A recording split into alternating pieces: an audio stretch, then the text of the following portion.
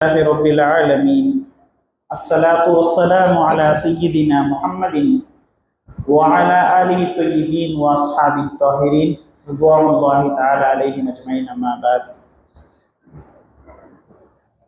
فقد قال الله تعالى لا خير في كثير من نجواهم إلا من أمر بصدقة أو معروف أو إصلاح بين الناس صدق الله العلي العظيم. எல்லா புகழும் ஏக இறைவனான அல்லாஹ் ஒருவனுக்கே, அவனின் அன்பும் கருணையும் அண்ணல் நபி ஸல்லல்லாஹு அலைஹி வஸல்லம் அவர்கள் மீதும் அவர்களின் தோழர்கள் மீதும் அனைத்து நல்லடியார்கள் மீதும் குறிப்பாக இந்த அமர்வில் அமர்ந்திருக்கும் நம் அனைவர்கள் மீதும் வல்ல ரஹ்மானினுடைய அன்பும் கருணையும் என்றென்றும் உண்டாகட்டுமாக. ஆமீன். அன்பார்ந்த அல்லாஹ்வின் நல்லடியார்களே, இன்று ஓதப்பட்ட வசனங்களில் ஒரு வசனம், லா கைர ஃபீ கஸீரின் மின் நஜ்வாஹும் இல்லா மன் அமர பிஸ்ஸதகத்தின் அவ் மஅரூஃபின் அவ் இஸ்லாஹ பைனன் நாஸ்.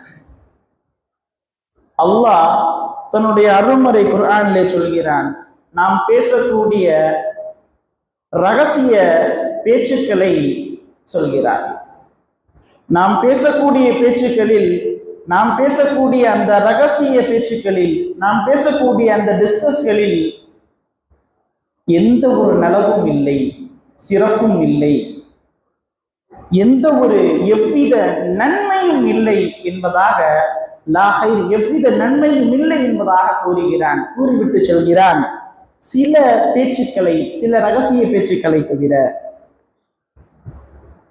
மன் அமர பிஸ்ஸதகத்தின் ஒரு தர்மம் சம்பந்தமாக பேசிய பேச்சு, அவ் மஅரூஃபின் ஒரு நலவு சம்பந்தமாக பேச்சு, அவ் இஸ்லாஹ பைனன் நாஸ் மக்களுக்கு மத்தியில் இணக்கத்தை ஏற்படுத்தக்கூடிய விஷயத்தில் இது சம்பந்தமான பேச்சுக்களாக நம்முடைய பேச்சுகள் இருந்தால், இந்த பேச்சுகளின் நன்மைகள் இருக்கிறது, இந்த பேச்சுகள் அல்லாஹ்விடத்தில் உயர்வும் அந்தஸ்தும் நமக்கு இருக்கிறது.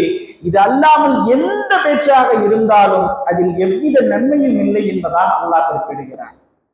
பாருங்க, அல்லாஹ் நல்லடியார்களே, நாம் இணக்கத்தை ஏற்படுத்த வேண்டும், இணக்கமாக வாழ வேண்டும். இணக்கத்தை ஏற்படுத்துவோம், இணக்கமாக வாழ்வோம். அல்லாஹ்வின் நல்லடியார்களே, இன்று நமக்கு மத்தியிலே எத்தனையோ பிரிவினைகள், தளபதிகளாக, சிஎஸ்கே ஆர்சிபியாக, இந்தியா பாகிஸ்தானாக, இப்படி பல பிரிவினைகளாக நாம் இருந்து கொண்டிருக்கிறோம். நம்மளுடைய பிரிவினைகள் நிறைய பேருக்கு மிக லாபகரமாக, நிறைய சம்பாத்தியமாக இருந்து கொண்டிருக்கிறது. ஆனால் நாம் அந்த பிரிவினைகளில் நிரந்தரமானவர்களாக இருந்து கொண்டிருக்கிறோம். விளங்க வேண்டிய ஒரு விஷயம், ஒரு முஃமின் எப்படி இருக்க வேண்டும் என்பதை அறிவதற்கு முன்பாக எப்படி இருந்துவிடக் கூடாது, மனதில் நினைவு வைத்துக் கொள்ளுங்கள். 4 பேர் 4 விதமாக பேசும் நபர்களாக நாம் இருந்துவிடவே கூடாது. இன்னைக்கு என்னமே அப்படிதானே, 4 பேர் என்ன பேசுவாங்க அப்படிதானே. ஞாபகம் வைத்துக் கொள்ளுங்கள், 4 பேர் 4 விதமாக பேசுபவர்களாக நாம் இருந்து விடக்கூடாது. நோன்பு வைத்திருக்கிறோம், இந்த நோன்பு வைத்த நேரங்களில் புறம் பேசி திரிபவர்களாக நாம் இருந்தால், ஹதீஸில் வருகிறது, நோன்பு வைத்த நிலையில் புறம் பேசியவர்களாக நாம் இருந்தால், நாம் பசித்திருப்பதிலும் நாம் தாகித்திருப்பதிலும் எந்த ஒரு பயனும் இல்லை என்பதாக ஹதீஸில் வருகிறது. அப்பொழுது எப்படி இருக்க வேண்டும்? இணக்கமான பேச்சை பேசுபவர்களாக, இணக்கத்தை ஏற்படுத்துபவர்களாக நாம் இருக்க வேண்டும். நமக்கு மத்தியிலே சமரசத்தை ஏற்படுத்திக் கொள்பவர்களாக நாம் இருக்க வேண்டும். அல்லாஹ் குர்ஆனிலே சொல்கிறான், இறைவனுடைய இரக்கத்தை பெற்றுத் தரும். இன்னமல் முஃமினூன இஹ்வத்துன் ஃபஅஸ்லிஹு பைன அஹ்வைக்கும். முஃமின்களுக்கு மத்தியில் இணக்கத்தை ஏற்படுத்துபவர்கள் லஅல்லக்கும் துர்ஹமூன், அல்லாஹ்வினுடைய இரக்கத்தை பெறுபவர்களாக இருக்கிறார்கள்.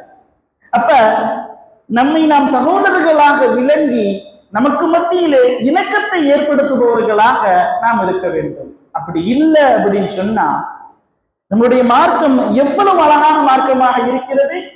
விபச்சாரம் பெரும்பாவம் தான், திருட்டு பெரும்பாவம் தான், ஆனால் விபச்சாரம் செய்தவனை நிரூபிக்க மார்க்கம் சாட்சிகளை கேட்கும். திருடனை திருடன் என்பதாக நிரூபிக்க மார்க்கம் சாட்சிகளை கேட்கும். ஏன்?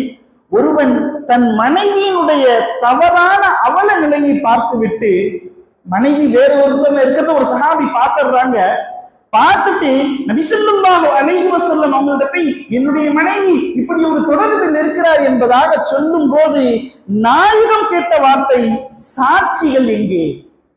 இவர் நேரடியாக பார்த்திருக்கிறார், நானே சாட்சி, ஆனால் நாயகம் கேட்கிறார்கள், சாட்சிகள் எங்கே? சாட்சி வரவில்லை என்றால், உன் மனைவி தப்பு செஞ்சிருக்கன்னு சொல்லத்துக்கு சாட்சிகள் யாரும் வரவில்லை என்று சொன்னால் முதுகு பழுத்துன்றார். அதுக்கப்புறமாக அவருக்கு அல்லாஹ் தஆலா நீதி வசனத்தை இறக்குகிறான், யாருடைய வசனங்கள் இறங்குகிறது என்பதெல்லாம் வேறு. நாம் விளங்க வேண்டிய விஷயம், அல்லாஹ் சுப்ஹானஹு வ தஆலா நம்மளுடைய இஸ்லாமிய மார்க்கத்தை எவ்வாறாக அமைத்திருக்கிறார். இணக்கமாக வாழ்வோம்.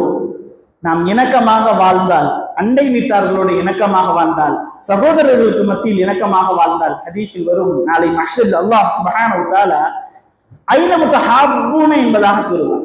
ஐன முத்தஹாப்பூன, இந்த உலகத்தில் ஒருவருக்கு ஒருவர் நேசம் கொண்டவர்கள், ஒருவருக்கு ஒருவர் பிரியமாக இருந்தார்களே, அவர்கள் எங்கே?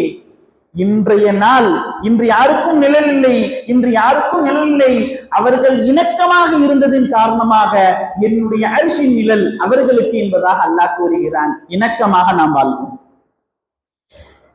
அனஸ் ரலியல்லாஹு அவர்கள் சொல்கிறார்கள், யார் இரண்டு நபர்களுக்கு மத்தியில் இணக்கத்தை ஏற்படுத்துகிறார்களோ, மன் அஸ்லஹ பைன இஸ்னைன், யார் இரண்டு நபர்களுக்கு மத்தியில் இணக்கத்தை ஏற்படுத்துகிறார்களோ, அல்லாஹு பிகுல்லி கலிமத்தின், ஒவ்வொரு கலிமாவுக்கும், ரெண்டு பேருக்கு பிரச்சனையா இருக்குது, நாம சமரசம் பண்ணி வைக்கிறோம் அப்படின்னா அவங்கள ஒன்னா பழைய மாதிரி நண்பர்களாக இருக்க வைக்கிறதுக்காக வேண்டி நம்ம என்னென்ன வார்த்தைகளை பயன்படுத்துறோமோ அந்த பயன்படுத்துற ஒவ்வொரு வார்த்தைக்கும் பிகுல்லி கலிமத்தின் அடிமைகளை உரிமையிட்ட நன்மையை அல்லாஹ் தருகிறார்.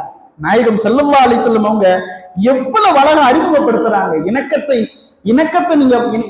நீங்க பறக்குங்க, இணக்கமான வாழ்க்கையை நீங்க ஏற்படுத்துங்க. ரெண்டு பேரும் சண்டை போட்டுக்கிட்டு இருக்கிறாங்களா, கணவனுக்கும் மனைவிக்கும் மத்தியில பிரச்சனையா இருக்குதா, அவர்களுக்கு மத்தியில நீங்க இணக்கமாக ஏற்படுத்துங்க. ஷைத்தானை ரொம்ப சந்தோஷப்படுத்தக்கூடிய விஷயம், கணவனையும் மனைவியையும் நம்ம பிரிச்சு வச்சுட்டோம்னா ஷைத்தானுக்கு அவ்வளவு சந்தோஷமா இருக்குமா. ரெண்டு பேருக்கு மத்தியில சண்டையை மூட்டி விட்டு ஒரு மாதிரி பிரிச்சு வச்சுட்டோம் அப்படின்னு சொன்னா ஷைத்தானுக்கு அவ்வளவு சந்தோஷமா இருக்கும். அப்படின்னு சொன்னா அந்த ரெண்டு பேருக்கு மத்தியில இணக்கத்தை நாம ஏற்படுத்தணும்னு சொன்னா அப்படிலாம் இருக்காதுப்பா. அதெல்லாம் யாரும் என்ன சொன்னா நீ கேட்டுருவியா, ஓ மனைவி நீ நம்ப மாட்டேன் என்பதாக இணக்கமான வார்த்தைகளை கூறி இணக்கத்தை நாம ஏற்படுத்தணும்னு சொன்னா ஷைத்தான் தோற்று போயிடுவான். நாம தோற்கடிக்க வேண்டிய ஒரே ஆள் நம்மளுடைய எதிரி என்பதா அல்லாஹ் குறிப்பிடுகிறானே, அதுவும் முபீன், அந்த எதிரியை தான் நாம தோற்கடிக்கணும். ஸல்லல்லாஹு அலைஹி வஸல்லம் இப்படி அறிமுகப்படுத்துறாங்க.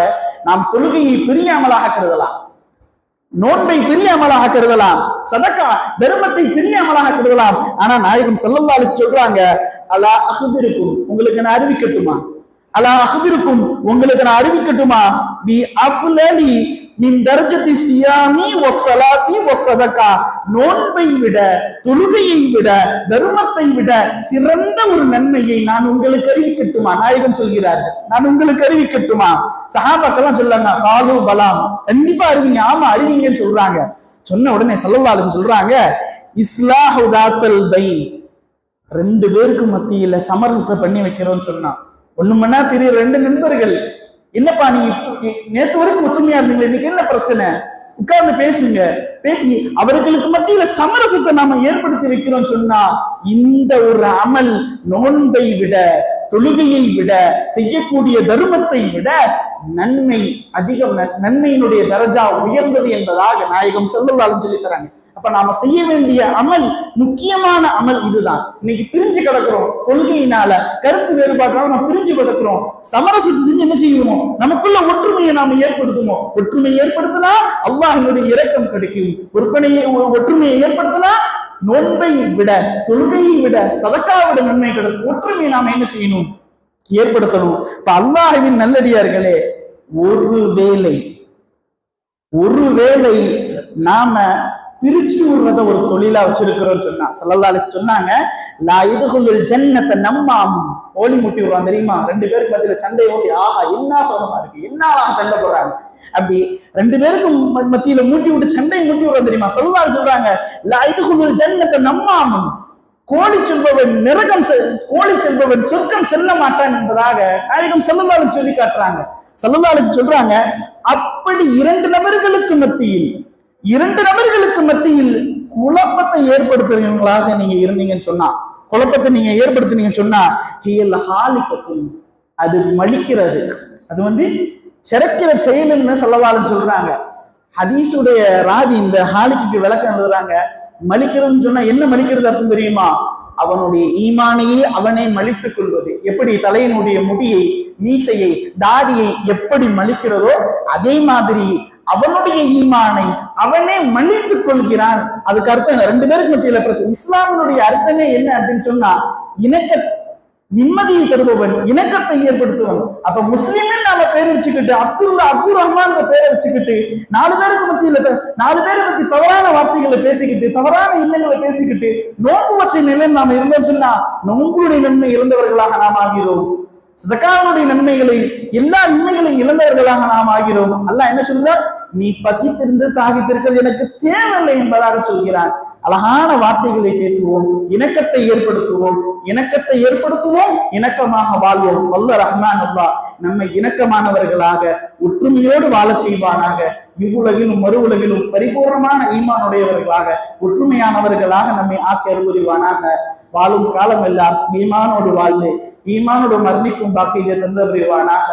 وآخر دعوانا الحمد لله رب العالمين. السلام عليكم ورحمة الله وبركاته. سبحان